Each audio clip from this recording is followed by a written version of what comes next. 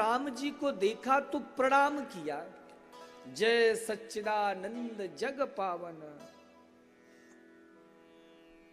और जब भगवान को प्रणाम किया तो माता सती कथा सुनकर आई थी तो अभिमान से भरकर आई थी। क्यों? क्योंकि व्यास जी ने भी थोड़ा सा सम्मान दे दिया था अगस्त जी ने। किस लिए?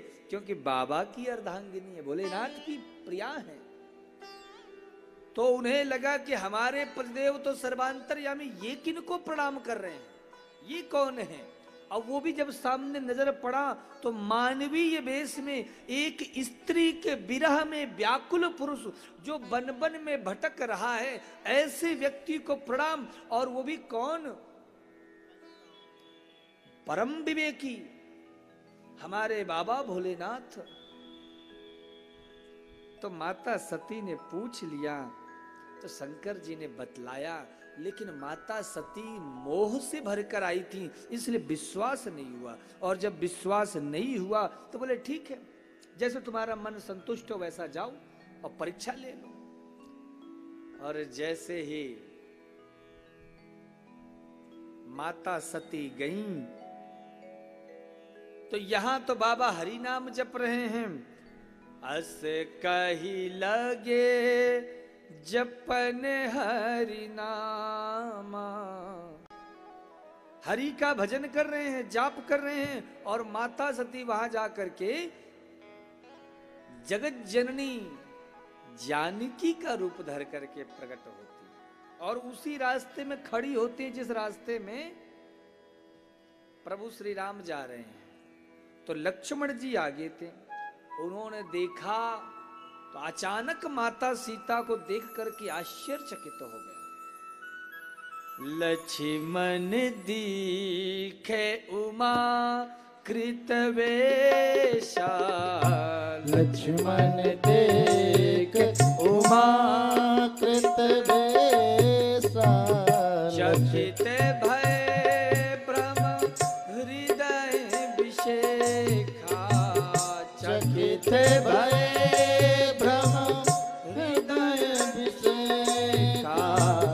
लक्ष्मण देखे, लक्ष्मण देखे, लक्ष्मण देखे। लक्ष्मण जी ने देखा और ज्यों देखा बोले अरे भाभी जी यहाँ, हम जगह जगह खोज रहे हैं, भाभी जी यहाँ अचानक। पर कहने में संकोच लगा कि क्या बोलें, क्या जवाब दें। तो सीधे महाराज तुरंत स्वयं पीछे हो गए और भैया लखन राम जी को आगे कर दिए। और महाराज जैसे ही राम जी आए तो राम जी ने माता पार्वती को देखकर मुस्कुरा दिया और मुस्कुराते हुए परिचय देने लगे। बोले सुनिए, पिता समेत लीन है निज नामू, अपना परिचय देने लगे। माता सती ने कहा लगता है हमारा जादू चल गया। देखो ये कह रहे हैं कि मुझे पहचानो देवी, मैं ही दशरथ का पुत्र बेटा राम हूं। तो माता सती को लगा कि हमारा जादू चल गया। लेकिन उसी समय महाराज राम जी ने मुस्कुरा कर कहा कि अरे ये सब तो ठीक है, लेकिन ये बताओ भोलेनाथ कहाँ है? आप अकेले क्यों इस वन में घूम रही हैं? बाबा किधर हैं? दिखाई नहीं दे रहे। अब माता सती को ज्ञान हुआ और जैसे ही ज्ञान हुआ साहब व्याकुल हो गए। मैं शंकर कर कहा न माना और निज अज्ञान राम पे आना।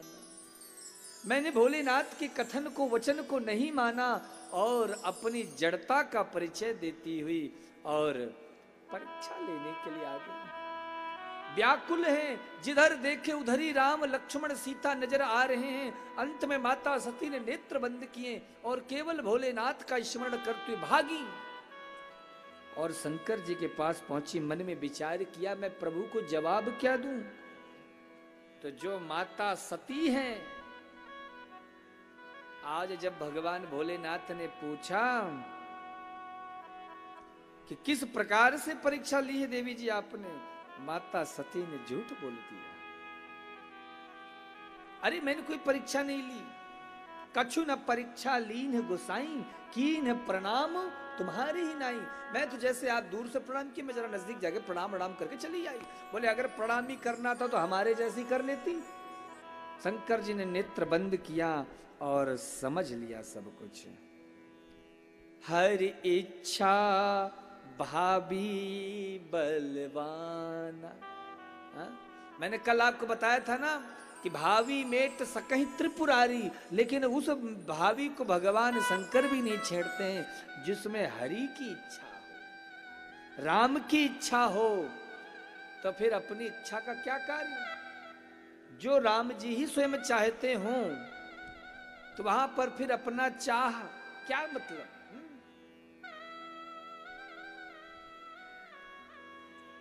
जो तुम चाहते हो वो मैं चाहता हूं, जो तुम चाहते हो वो मैं चाहता हूं, तुम्हारी हां में अपनी भी मैं हां चाहता हूं।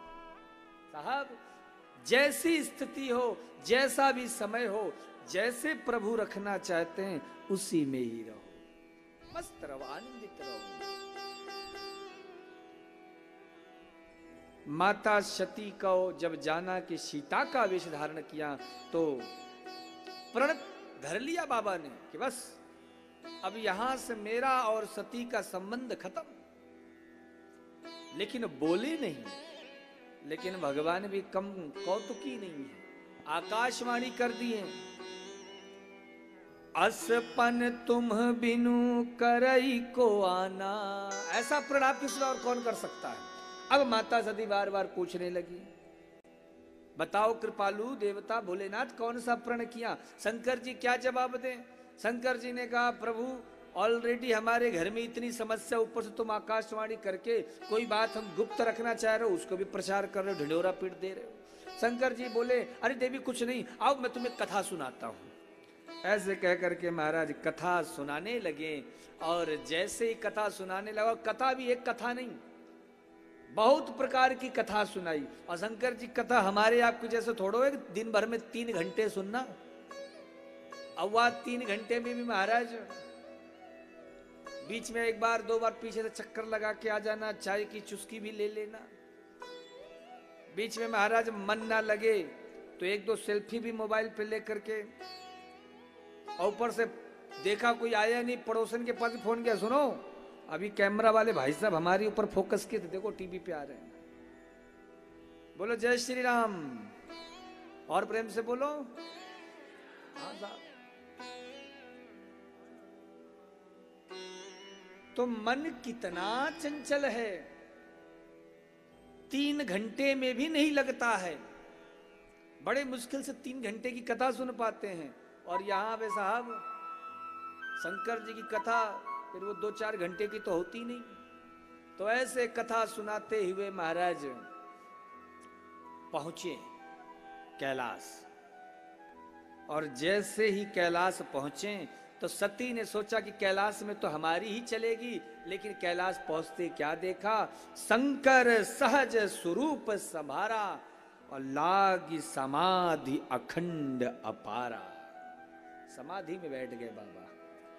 अब माता सती समझ गई कि बाबा जान चुके हैं, दुखी हो गए। प्रभु मोहित जीव हृदय अकुलानी, प्रभु मोहित जीव हृदय अकुलानी, प्रभु मोहित जीव हृदय अकुलानी,